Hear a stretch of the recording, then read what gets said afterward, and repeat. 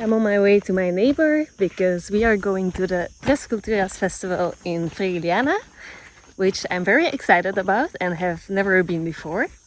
So let's see. When we arrived, it was already quite busy, so there is a dedicated parking space and you could take a free bus that goes to Frigiliana.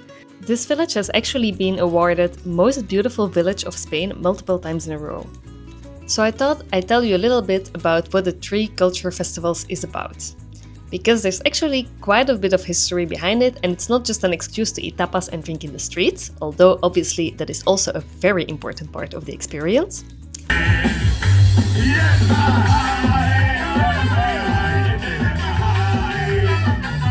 The Festival de las Tres Culturas has been organized in Frigiliana since 2006, so this is the 20th anniversary of the festival. And the three cultures in the name refer to the Christian, Muslim and Jewish cultures that have all played a role in the history of this part of Spain.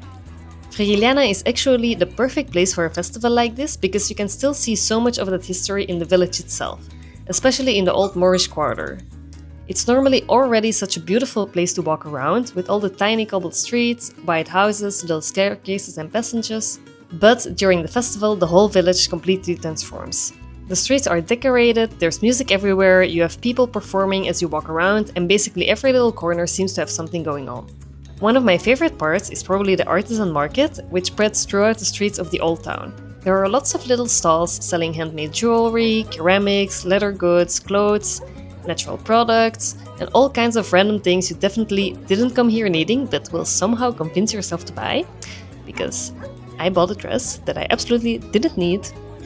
And then, of course, there are plenty of food stalls as well.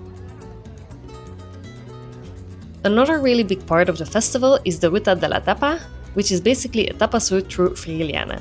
Different bars and restaurants around the village participate and prepare a special tapa for the festival, so you can follow the route and stop at different places along the way. Beware though, because for most food stands there were quite long lines, and if you are like me and you're impatient and don't like waiting, then it's not ideal. There's also a lot more going on than just eating and shopping. Throughout the festival there are concerts, live music, street performances, parades, even theater and workshops.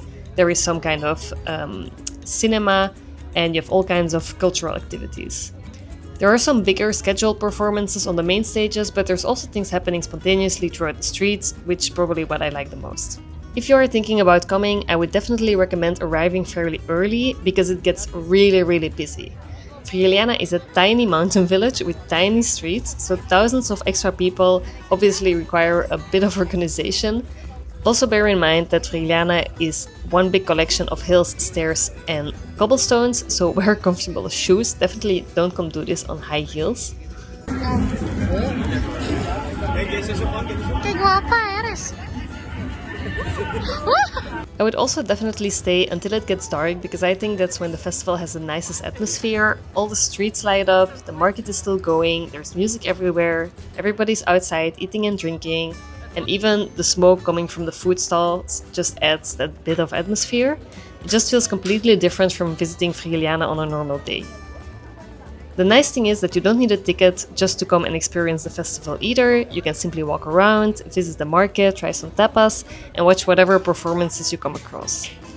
The parking was also free, it was right outside of Nerja, and then the bus that took us from the parking to the festival was also free. So, super nice. So if you happen to be anywhere around Malaga or the Costa del Sol while the festival is on, I definitely think it's worth spending an afternoon and evening here. It started yesterday and it's still on until this Sunday, and if you've missed it this year, then you can just come back and do it next year. If you've enjoyed coming along with me, don't forget to give the video a like and subscribe to the channel for more travel, life in Spain, and of course, lots of dogs.